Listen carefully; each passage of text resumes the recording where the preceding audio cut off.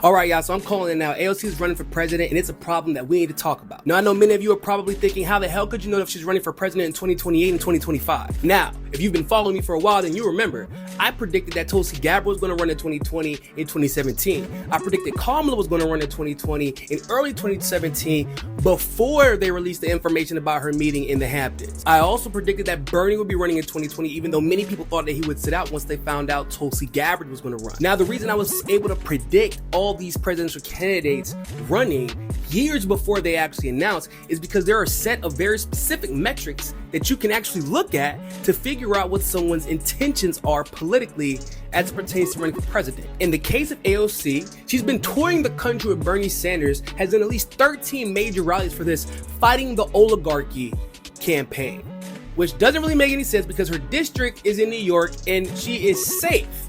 So why would you be touring the country while there's a President Trump in power instead of whenever there was a Biden in power, for example? And why specifically would you be touring the country with Bernie Sanders, who obviously was one of the most popular presidential candidates in history? She hasn't really introduced any new legislation. Bernie hasn't really introduced any new legislation. They're not actually trying to galvanize people behind a very specific cause outside of this general idea of fighting the oligarchy. And to be very frank, these tours will not change anything at this very moment. But it does let a lot of people know who one of the most popular quote unquote progressive candidates in history is probably standing behind if she were to run for president. On top of that, AOC has ramped up her television interviews since the start of January 2025.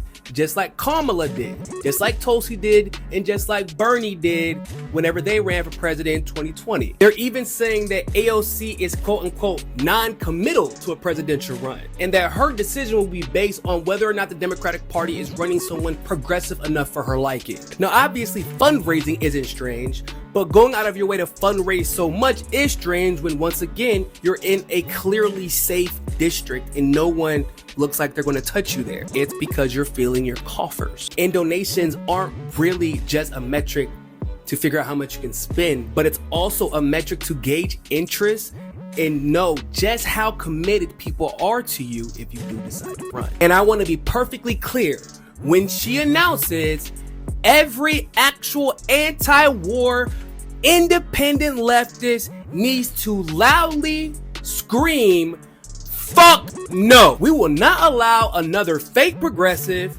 to run in the Democratic Party that's already preparing to screw her over, steal millions of dollars from working class people, pretending like she has a chance to win, you know, like Bernie did, pretending she's going to fight the ruling class, when in actuality, she just had the last 4 years to do a fighting the oligarchy campaign rally across the country and didn't do a motherfucking thing. If you couldn't challenge the Democratic Party while they were actively financing and supporting genocide, why in the hell would we believe that you would fight on behalf of the people and challenge the Democratic Party if you were to sit in the Oval Office? She is working tirelessly to secure a ceasefire in Gaza and bringing hostages home.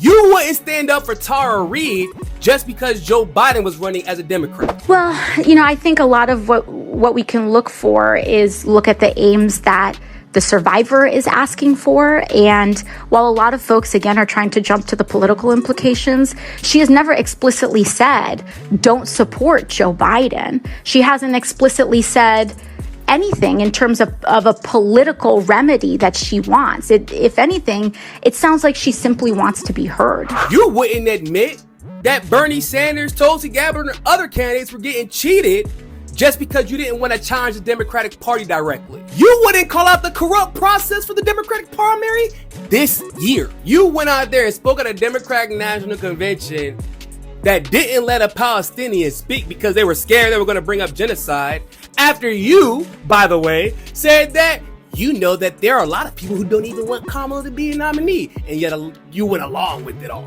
You didn't want to call out the Democratic Party as they were pushing to fund neo-Nazis in Ukraine. You didn't want to call out Joe Biden as he militarized the police state in ways that we had never seen before. And then you went and lied on Jill Stein because you deem her as a threat, even though you supposedly support the same progressive policies that she has advocated for. You're not serious. You're not to me, it does not read as authentic. It reads as predatory. I'm sorry. I'm just saying it. I mean, you couldn't show a single lick of conviction while you had no power and nothing to lose, really. So why the fuck would we vote for you and give you power?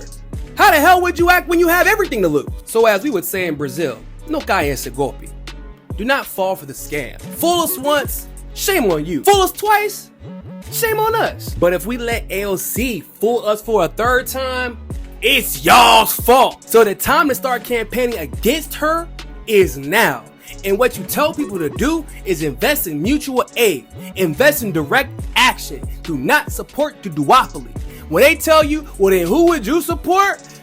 Boost up third parties. Do literally anything but donate money to AOC in the Democratic Party. And of course, don't donate money to the Republican Party either. It's time for us to take our power back, and we're not going to gain that power through supporting fake ass leftist fucking cosplay candidates like AOC. This is the story. 6 years ago,